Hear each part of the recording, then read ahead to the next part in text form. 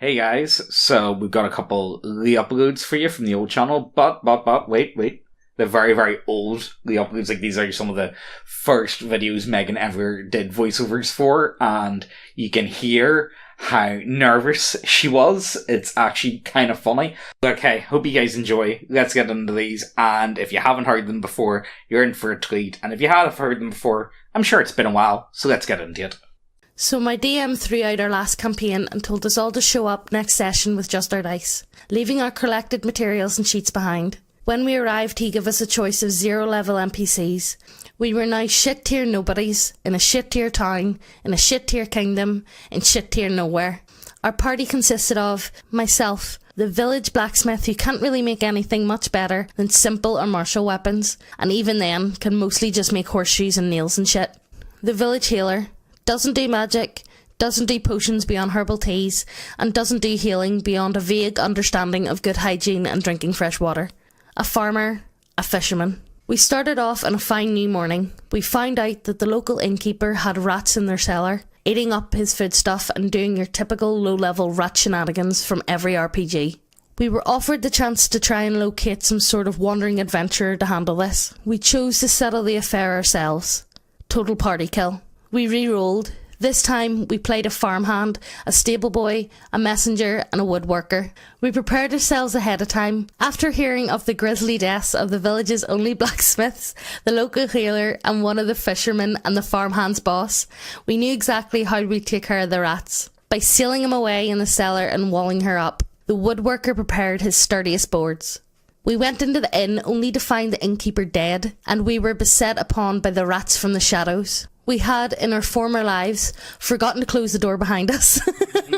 We attempted yet again, this time as a huntsman, the village drunk, the gatekeeper and a tailor. We thought things would be a lot simpler. After all, we now had a huntsman who, while not necessarily a ranger or rough and tumble rogue, could at least operate a bow. Our plan this time was to prepare an ambush outside the door of the inn. Our huntsman was ready with his bow and arrow, and he also had a bear trap of sorts that we set just by the door's entrance. We threw open the door. Nothing. We knew they were still inside, perhaps in the cellar, because we could hear the gnawing, the chewing, the terrible chewing.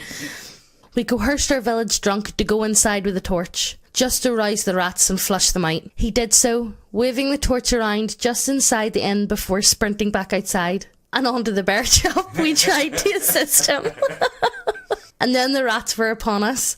Our huntsman got off 2 shots, but they were too much for us. There were 5 rats in all, 4 remaining after the battle.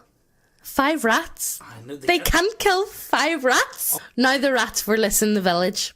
This time we were playing as a travelling merchant who had been staying in the inn, a baker, a cobbler and a librarian. A day had passed. The children of the rats grew strong on the flesh of our neighbours. And yet worse terrors such as spiders and snakes plagued our village. Windows and doors were boarded up and the streets are empty. We provided them enough food after all. Not that it sated them. We had a new mission now. Survival. Escape. Adapt. Overcome. We couldn't convince those who remained in the village, something like 20, ourselves included, that it was wiser to flee. After all, some had lived there their whole lives. A couple were too old to run, a couple too young. We were only able to convince one other, a minstrel, not a bard. Sir, the man's music is passable at best, but certainly not magical, to make the dash to the gates with us. We waited until the dawn, thinking that with the coming light the creatures that had invaded our peaceful village might return to the shadows. The cobbler, ironically, in his well-made shoes, reached the thick, towering log gates of our village first.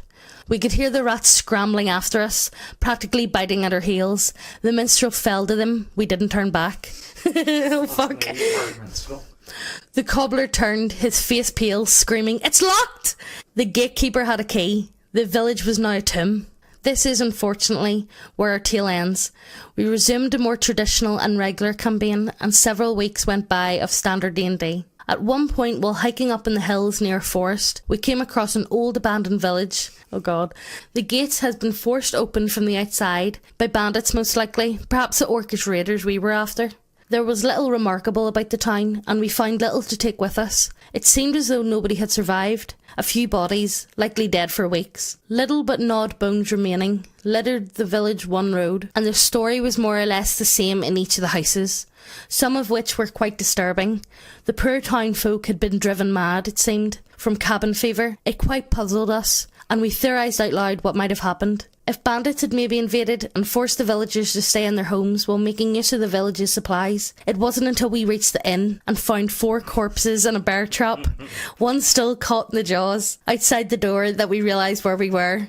We never bitched about helping out some random NPC with this rat problem again. Psst. Hey, lean in closer. This is fucking ASMR channel now. You know it's pretty fucking based. Titties. Go see titties. Lots of titties. All the titties. Go over to the website, check out all the models. You guys know the score.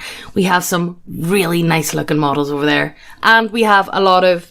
It's sci-fi gothic. Yeah. Let's call them sci-fi gothic. And if models isn't your shit, we have loads of subclasses and we keep adding them every other week or so. We add a lot. We got a lot. Look, we've got big brains. We add shit.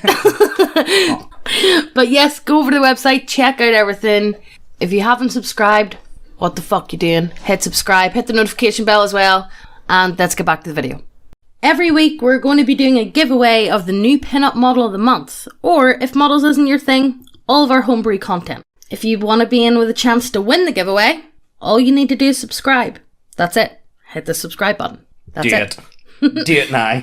But last week's winner was this guy. Well done! Yay! Round of applause. Everybody stands up and claps. But enough of that, let's get back to the video. B party playing Lost Mines of Phandelver. Fight our way into the cave hideouts for red bands.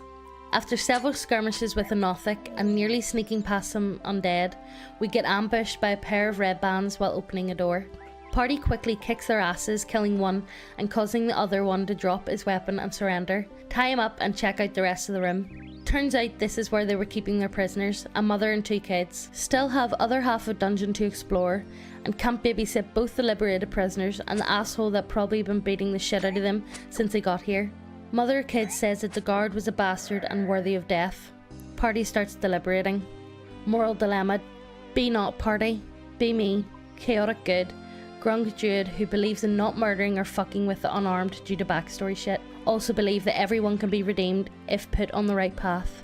Party already fucking with a guy like crazy assholes, threatening to set his hair on fire and shit for what he's done. Probably not going to spare this guy no matter what I say. Moralcenter.exe engages anyway. Started saying in a broken common that we shouldn't fuck about with this guy because we're better than that and he's more useful alive than dead. But he's a bandit. Walk up to prisoner. He's already scared because we've been talking about this right in front of him for about 10 minutes IRL at this point. B captured red band goon. Listening on how these guys are going to kill me. Why the fuck did I surrender? .gif. Feel tug at pant leg. Look down. See 3 foot That's fucking hard to say. See 3 foot frog thing looking up at me.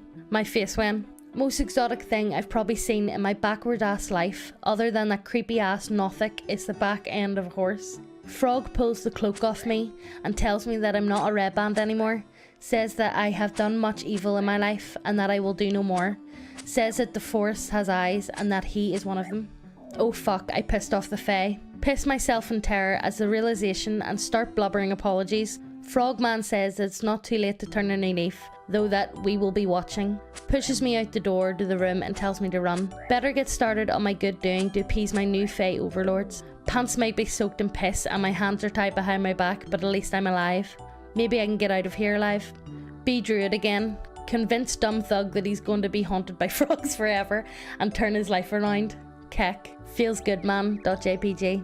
See party ranger crow draw a bow and let his arrow go onto your former foe. That rhymes. See your party ranger crow draw a bow and let his arrow go onto your former foe.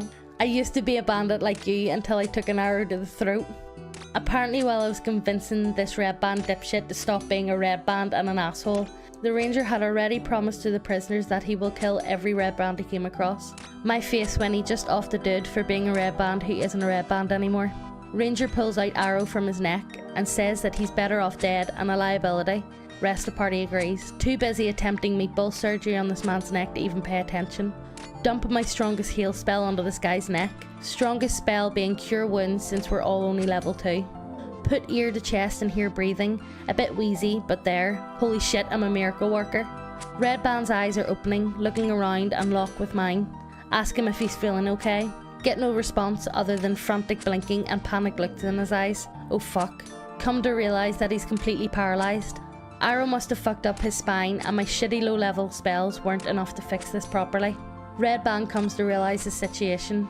Party finally realises that he's not a threat anymore. Ask him to blink twice for yes for us to kill him. Don't even get to the second option before he's blinking up a storm. Feels bad, man. Offer to be the one to kill him because I'm the one who made him a vegetable. Grung have natural poison that they can use to coat weapons. Been using it for blowgun needles, though haven't actually killed anything with it yet. Figure that it will be playing this way for him to die. Shit needle in neck. Red Band's muscles start spasming, eyes rolling about in his head and his mouth begins to foam. God damn it, I'm just a poor little frog man, just wanted to help people, not turn them into vegetables and torture them to death. Someone else in the party stabs him through the throat to end his suffering. Druid is depressed as fuck for the rest of the session. It's not easy being green.